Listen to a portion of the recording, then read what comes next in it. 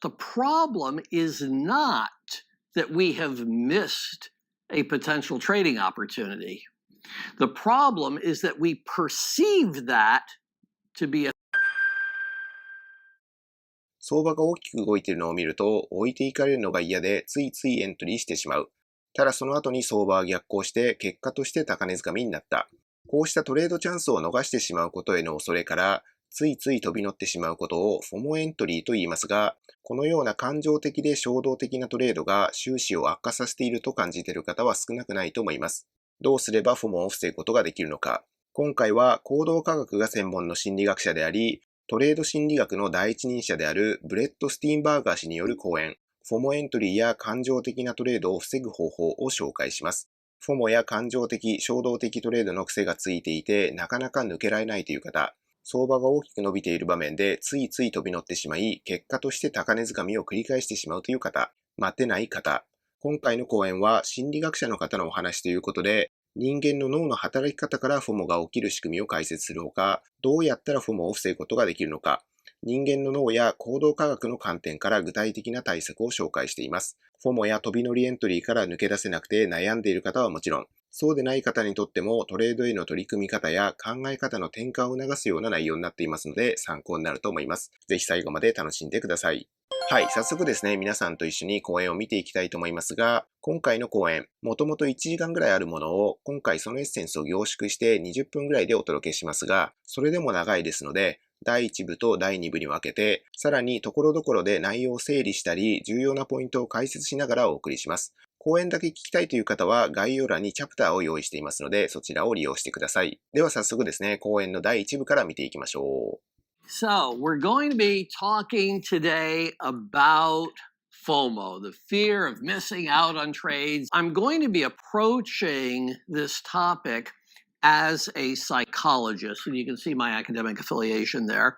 So, we often hear common sense advice about how to deal with FOMO. Take a break or take a deep breath or whatever.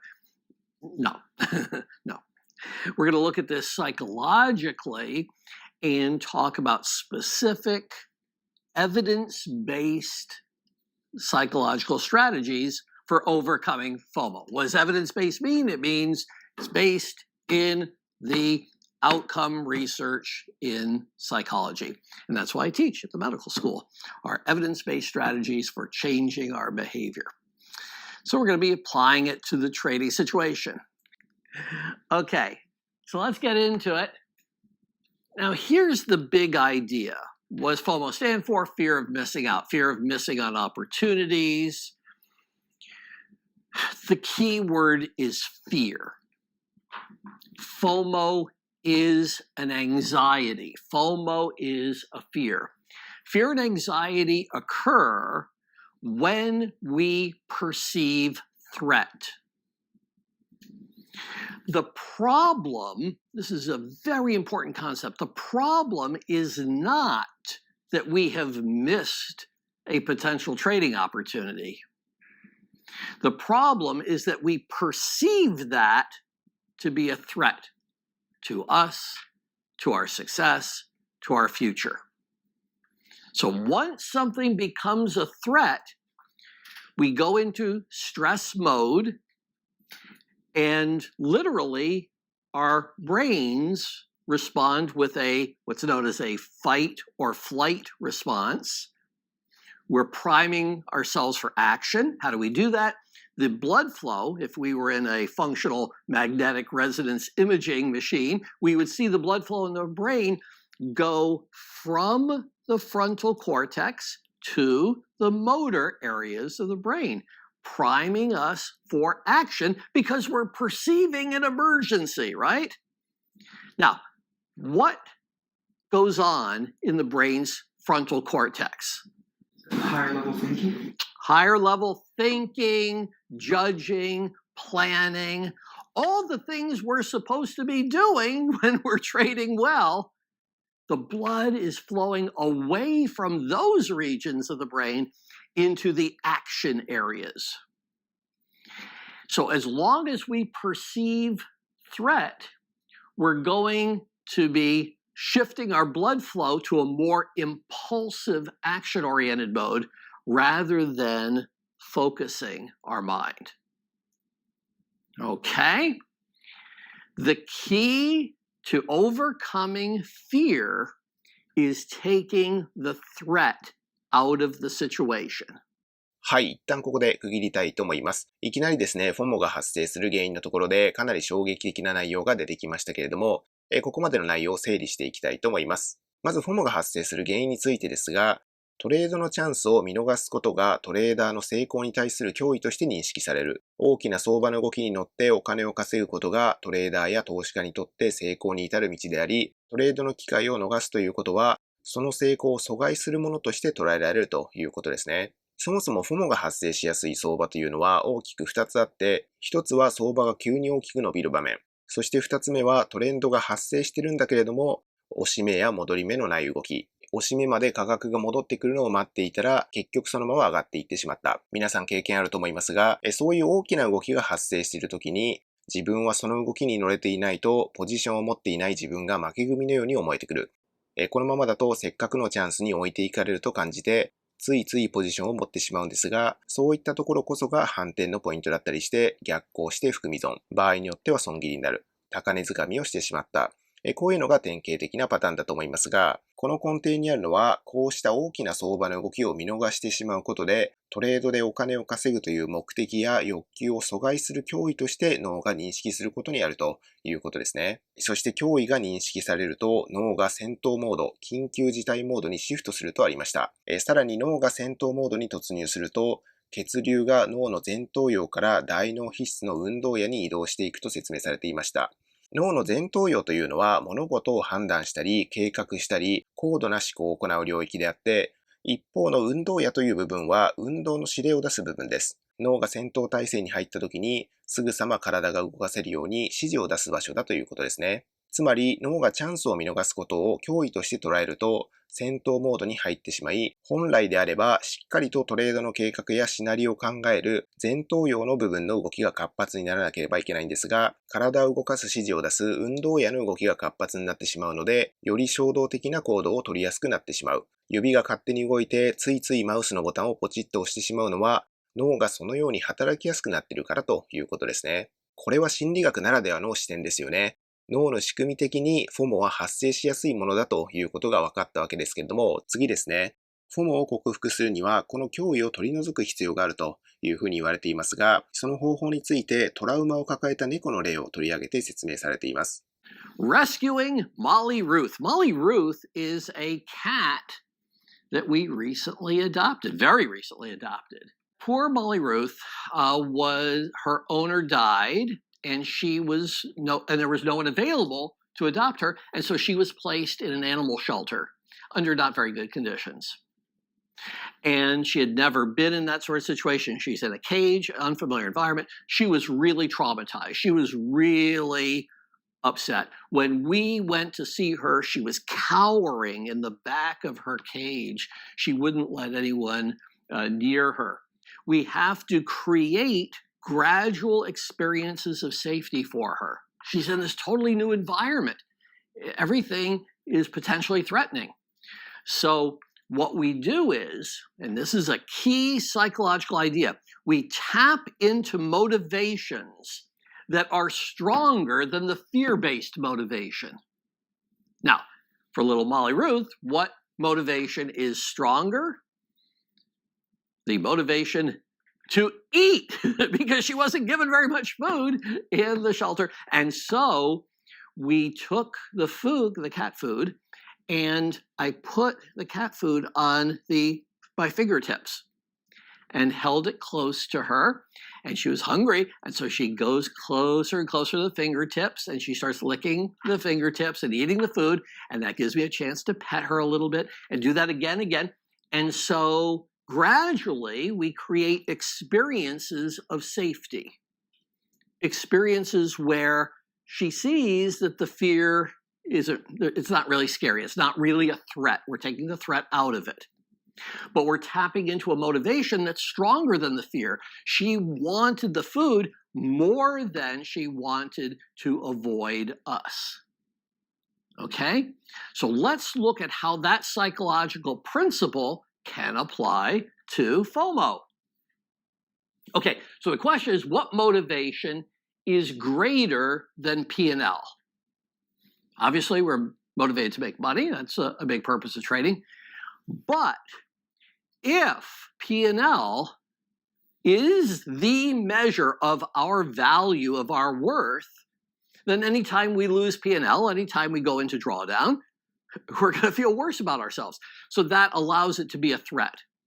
We have to find a motivation that's greater than P&L. For successful traders, the motivation that's greater than P&L is the desire to learn and grow. The people who don't last in the business, it's all about making a quick buck. But the people who really become successful as traders, they're always learning, always developing. Some of the successful traders here at SMB, I worked with them when they were much younger. I know how they traded back then. I see how they trade now. They have learned so much. They've developed in so many different ways. And that's going to be true for you as well. And so they keep score with their learning. They keep score with their growth. And they keep longer term statistics on their trading. You're familiar with the statistics from TraderView. To document that they're getting better. They're trading more size. They're trading with consistency rather than just looking at their absolute returns. Because if they're consistently profitable, they're going to get more and more risk bumps. And that's going to make them successful in P&L terms.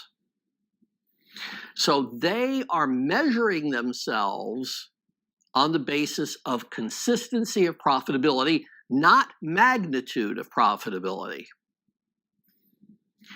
That learning and growing motivation is not threatened by the fact that we are human. We sometimes lapse in our attention and we miss an opportunity. Does that change the fact that we're learning and growing? I mean, it's a disappointment if we miss a good opportunity. I've traded since the late 1970s, to give you an idea age-wise. So I've missed a ton of opportunities. But if my goal is to be developing and learning and growing, it's a pothole. That's all it is. It's just a bump in the road. It's no longer a threat. So how we judge ourselves, how we grade ourselves, determines what is a threat and what is expectable. はい。ではまたここでこれまでの内容を整理していきたいと思います。トラウマを持った猫とトレーダーの対比が説明されていたと思いますが、人間にトラウマ感情を抱いた猫が人間の指先から餌を食べることで、人間は脅威だという認識から餌が食べられるという動機にすり替えるように経験させたという例がありましたけれども、これをトレードに適用すると、脅威を取り除くには金額ではなくてトレーダーとしての成長や学ぶことをモチベーションにすることが必要だと言われています。いくら稼いだという金額をモチベーションにしてしまうとトレード機会を逃した時に金額が成功と結びついているので自分の成功に対する脅威として脳が捉えてしまう。でもトレーダーとしての学びとか成長ドライブにすればトレード機会を逃したことが脅威にはならないというわけですね。なぜかというと見逃したトレードからも学ぶ機会は奪われていないからです。なぜ今日は欧州時間に発生したセットアップを見逃してしまったのか。自分はなんでビットコインが10万ドルに到達する動きには乗れなかったのか。どうすれば次同じような機会損失を防ぐことができるか。確かにこういったことを振り返って学ぶ機会っていうのはありますよね。いくら稼いだという金額に目を向けるんではなくて、大きな取引サイズのトレードがうまくできるようになったとか、一貫性のあるトレードを数ヶ月、数年継続できているといったようなこと。こういうのもスキルですよね。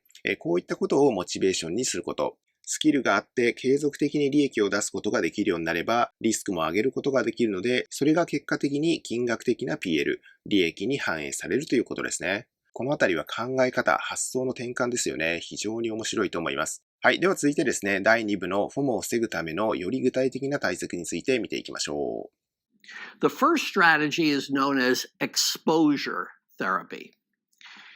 What we're doing in the first step of exposure work is we're training ourselves in relaxation.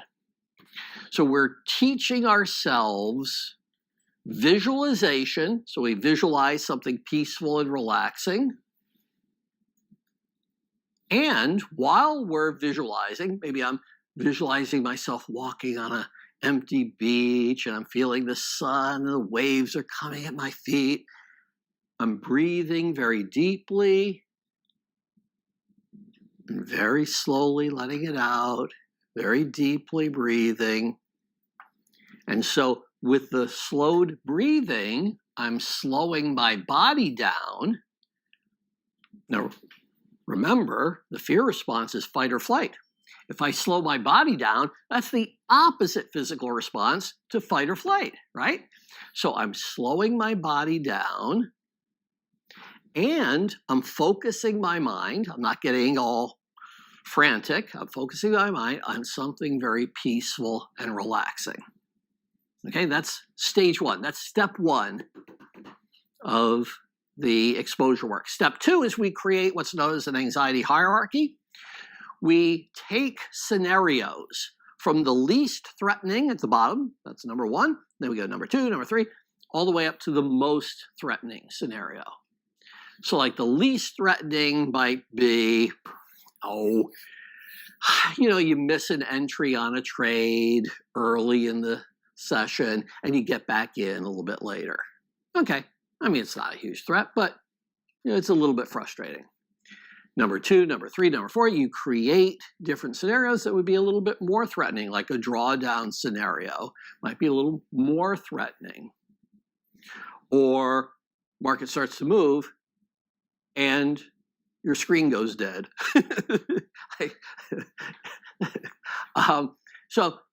And then at the top would be big drawdown scenarios, big threats, big losses.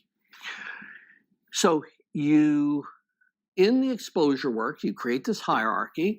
And once you have gotten good at the relaxation work, and that takes practice, and typically you'll be doing that for a week or more to get really good at it. So it's important to master that first. Then, instead of visualizing being on the beach and being all relaxed, you are visualizing the first item in your hierarchy, which is a frustrating scenario, something that has a degree of threat, while you're breathing deeply and slowly and keeping your body very still.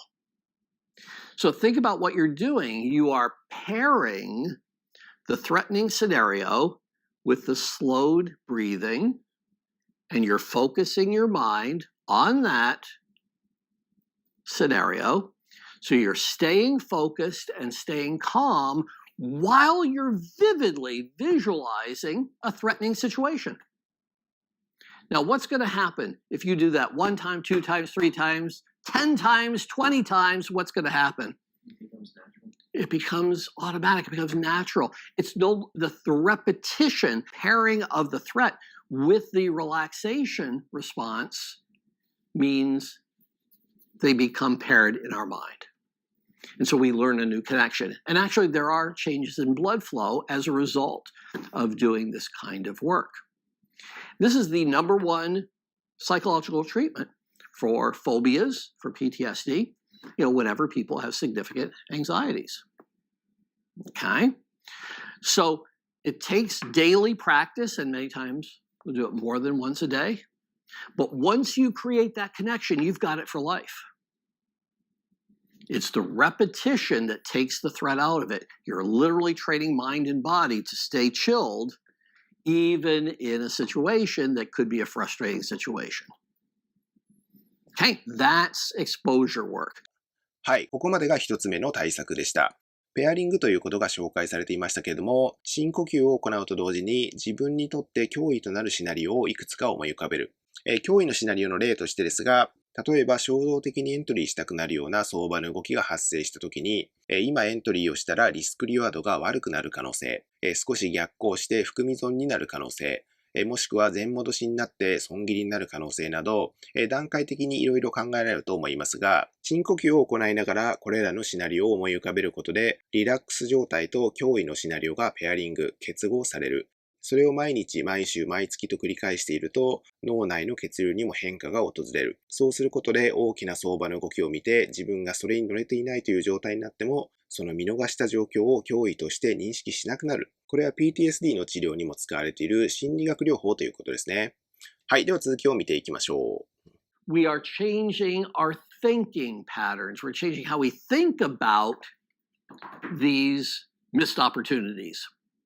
The idea being, as we talked about earlier, is that our thinking creates our responses. That if I view missing opportunities as a sign that I'm no good or I'm such a failure, or if I view it as a threat to my development, of course I'm going to react negatively. So the idea of cognitive work is that we can learn new ways of thinking. And we can process in our thinking. So it's not with the body and the relaxation work. It's by reprocessing in our mind, we can take the threat out of the event. Okay? The way that this is traditionally done is by keeping what's called a cognitive journal. And the journal consists of 4 columns on sheets of paper, A, B, C, D. Column 1 is A, the activating event. So that's the specific situation that got you upset. In this case, it would be missing the opportunity, right? B reflects your beliefs about that event. Your beliefs mean your self-talk. Why is this upsetting to you? Well, I'm telling myself it was such a great opportunity. Other people got the opportunity. I didn't. They're going to get, ahead of me in their development. It means I'm not as good as them. All the negative thoughts going through your mind, that's what you put in column B. Okay, so you're writing out the negative thinking. So you have the activating event, what happened, your self-talk, column B. C, and this is very, very important, are the consequences of the negative thinking. How is it making you feel? How is it affecting your future, your subsequent trading? I'm so bummed out and I'm beating myself up over missing an opportunity, I go ahead and miss the next one, So you are tracking the negative consequence. And some of the negative consequences might be that you're just stressed out, that you're unhappy, you're upset, but all the different negative consequences. And that's where you start the journal, is just with ABC.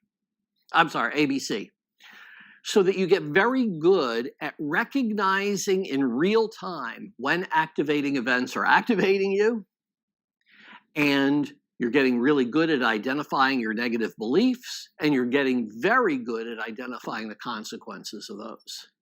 The idea here is that we change our patterns of thinking, we change our patterns of behavior, often because the consequences become so front and center to us that we just don't want to go back there again. Like, I can't keep doing that to myself. I can't keep beating myself up over missed trades because that's making me worse. It's making me unhappy.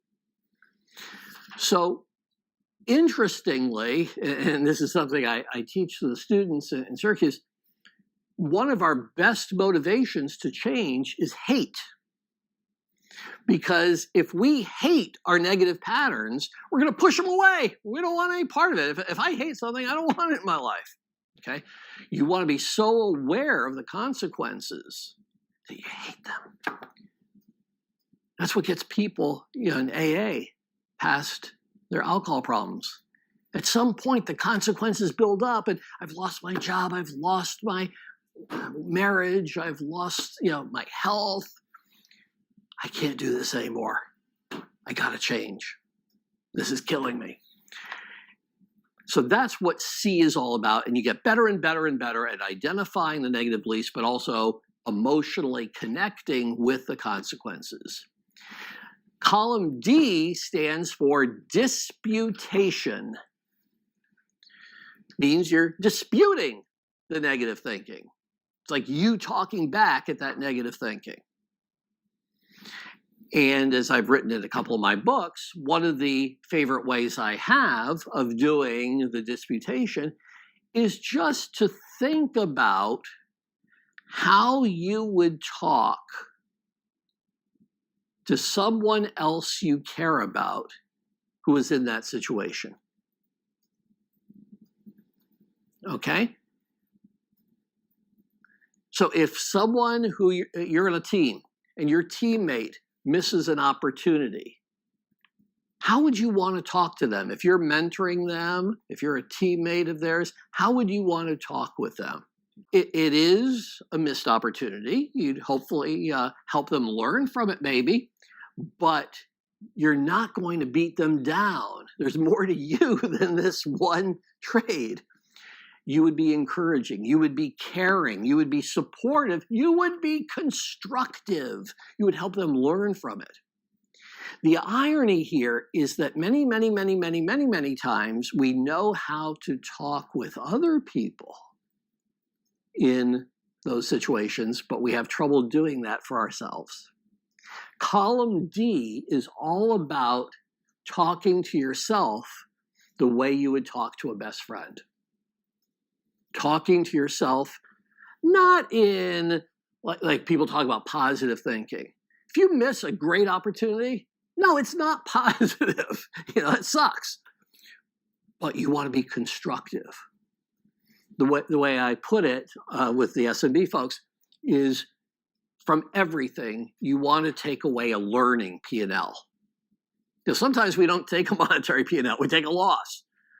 But what do you learn from the loss? What has it taught you about the market, about the stock? What has it taught you about how you place your orders, how you size things? There should always be a learning P&L. And so when someone misses an opportunity, you would talk to them about the learning P&L. What can you take away? How can you make sure it doesn't happen again? That's how you want to talk to yourself. That's column D. Okay? And imagine doing that every single day. A, B, C, D, A, B, C, D, A, B, C, D. You get very good in real time recognizing the negative thinking. You get very good in real time seeing the consequences, like I don't want to go here. And you get very good in real time reframing, talking to yourself more constructively, so that eventually you get to the point where you kind of like slap yourself, oh, there comes that negative thought again, but it doesn't disrupt you. You get really good at putting yourself into a more calm, focused state because you've taken the threat away from the situation. はい、ということで、2つ目は考え方を変えることで脅威を脅威と捉えられないようにするということでしたが、その方法としてコグニティブジャーナルというものが紹介されていました。このコグニティブジャーナル、日本語で言うなら認知の記録といったところでしょうか。トレード機会を逸した時に感じた気持ちを書き出して、それに対して自分と対話するというものです。スティンバーガー博士の紹介していた ABCD ジャーナルですが、まず A の列には何が起きたかを書きます。今回のテーマで言えば、トレード機会を逃したということを書くわけですね。そして隣の B の列には、その機会を逸したことに対するネガティブな感情、悔しさですとか焦りとか苛立ちといったものを記録します。そして C 列のところには、発生したネガティブな感情がどのような影響を及ぼすかを書きます。自分の目標であったり、次のトレードに及ぼす影響といった具合ですね。そして最後の D 列ですが、それらのネガティブな感情や影響に対して自分自身と対話をするように振り返るというものです。この時ポイントとなるのが、その出来事が自分が大切だと思う人に起きた場合に、その人に言葉をかけるように書くというものでした。この大事な人に言葉をかけるようにというところが重要であって、親しい人に言葉をかけるときに、なんで見逃したんだっていうふうに叱ったり罵倒するような人はいないってことですね。そんなの誰にだって起きるんだから、また次の機会を狙っていけばいいじゃないかとか、次は見逃さないようにどうすればいいかというようにポジティブに建設的な伝え方をしたり、一発でエントリーしようとせずに分散してポジションを持ってみたらどうかみたいにアドバイスをするように話すはずです。そうやってネガティブな感情を観察して、それに対して自分自身と建設的に向き合うことを繰り返すと、機会を見逃したことに対するネガティブな感情は抱かなくなり、そのことに惑わされることもなくなるというものでした。これも言ってみれば一つ目の対策で紹介されていたネガティブな感情とそれに対する建設的な反応というペアリングですよね。マイナス面の出来事や感情面に対してプラスの対応を結合させることで、それを繰り返していくとトレード機会を見逃すというネガティブな出来事を脅威と捉えなくなるという、いわば脳をハックすることだと思います。感情を書き出すことで得られることというのは他にもあって、僕からもですね、一つ紹介したいと思うんですが、感情を書き出すことで気持ちを整理することができたり、自分の癖が分かって自己理解が深まるとか、あとは自分の問題が見つかるとか、そういった効果があります。皆さんはポジションを持った時にこういう経験はないでしょうか？ポジションを持った時にですね、ある時は全く何も感じずに平静でいられた。でもある時はポジションを持っている間ずっとそわそわして落ち着かなかったというような具合です。いつもそわそわしちゃいますっていう方はですね、今回のお話参考にならないかもしれませんが、今お伝えしたようにポジションを持った時で感情の変化がある方、もちろん僕もたまにあるんですが、どういう状況でポジションを持った時にそわそわしたのか、不安な気持ちになったとかを振り返ってみると意外な共通点が見つかると思います。僕が提供しているトレードノートテンプレートにも感情を記録する欄っていうのがあって、使うかどうかは自由なんですけれども、こういうことを振り返る、観察するために設けてるんです。で、このやり方っていうのは僕にとっては非常に効果がありました。悩んでいることを友達とかに話すと、モヤモヤが晴れたり、スッキリすることってありますよね。感情を書き出すっていうことには、それと同じ効果が得られるらしいんです。感じたことを書くだけっていう超シンプルな思考の整理法で、エクスプレッシブライティングっていうふうに言うんですけども、これもアメリカの心理学者の方が開発した手法で、2018年のケンブリッジ大学の研究では、エクスプレッシブライティングが心身の健康に寄与したとの研究も発表されています。興味ある方はエクスプレッシブライティングで検索すると出てくると思いますので調べてみてください。心が変われば行動が変わる。行動が変われば習慣が変わる。習慣が変われば人格が変わる。人格が変われば運命が変わる。こちらは大リーグでも活躍した元プロ野球選手である松井秀喜さんの座右の銘でもあり、心理学者ウィリアム・ジェームズ氏の言葉です。行動を変えるってなかなか難しいですよね。感性の法則じゃないですけれども、長年親しんでいる考え方だったり、染みついている行動パターンがあったりして、そこから抜け出すのには大きなエネルギーがいると思います。行動を変えるには、まず考え方を変える必要がある。いろんな分野で言われていることだと思いますが、物事をどのように捉えるかによって結果は大きく変わるということ。これは実は脳の仕組み的に起きやすいことなのかもしれません。May you miss many opportunities and profit from many more. Thanks.